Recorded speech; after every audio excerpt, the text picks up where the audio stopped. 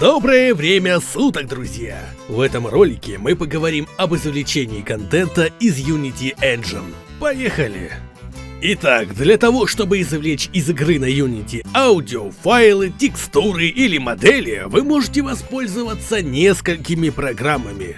Первая — это Asset Studio GUI. Она, кстати, может называться и Asset Studio Mod GUI. С ее помощью вы можете загружать как отдельные архивы ассетов, так и целиком всю папку проекта. Прямо в программе вы можете прослушивать аудио, рассматривать текстуры и сами меши.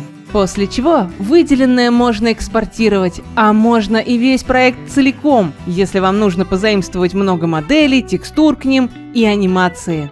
Прежде чем это делать, можете посмотреть настройки экспорта. Ничего сложного в использовании этой программы нет. Скажу одно: добавлять новые файлы или редактировать уже существующие с ее помощью нельзя. Вторая программа UABia, или же Asset Bundle Extractor. Я не мог его не упомянуть на случай, если вам потребуется отредактировать игровые файлы и архивы. Да, это возможно.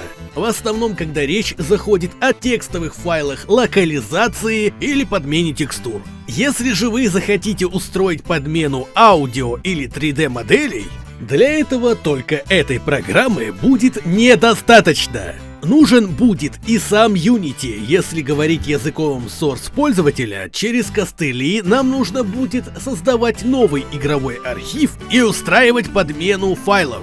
Но ролик не об этом. Что важного я бы хотел отметить. Мною было замечено, что Asset Studio не всегда видит все файлы, в отличие от Asset Bundle Extractor. Например, когда мы делали локализацию к игре Superliminal, то только в последней программе находился файл субтитров. Имейте в виду. И последняя на сегодня программа Fmod Bank Tools. Иногда бывает так, что аудио упакованы в отдельном формате архива Bank в папку Streaming Assets. С помощью данной программы вы можете как распаковывать, так и переупаковывать данные архивы буквально в 2 клика. Обратите внимание, что размер обновленного архива может быть больше оригинала.